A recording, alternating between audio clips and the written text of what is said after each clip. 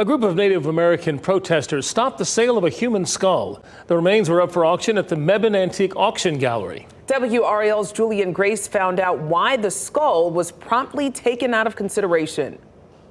Already online, there was one bid for $1,900 for the skull, but one group found out and made sure it would not be sold. Hey, I'm 190. I'm 180. You're listening to the sounds from the Mebane Antique Auction Gallery, and the one holding the camera was there to make sure item 243 would not be sold. I just don't see where these people's humanity is, but if they continue to look at bones of like Native Americans, American Indians in this light, it's like we're just horses or dogs. We're never going to get anywhere. The item is a skull described as being from North America around the 1400s. Dr. Crystal Cavalier Cat from the Occaneechi Band Saponi Nation believed the skeleton belonged to a Native American. I was just made aware. She heard about the auction on Friday and she made a post about it and then showed up on auction day with 20 others to stop it. I just saw it selling to my relatives of my ancestors. I saw like this could have been my child, right? And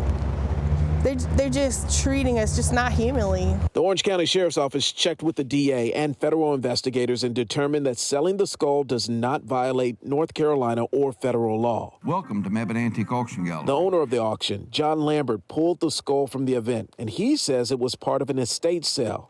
He adds he was convinced not to sell it after he says a woman in the crowd convinced him not to go through with the sale. Lambert says he will return the skull to the owner, who's from Chapel Hill, and that owner will work with a local tribal group to address how to handle the remains. I hope they do the right thing, but I'm not really sure.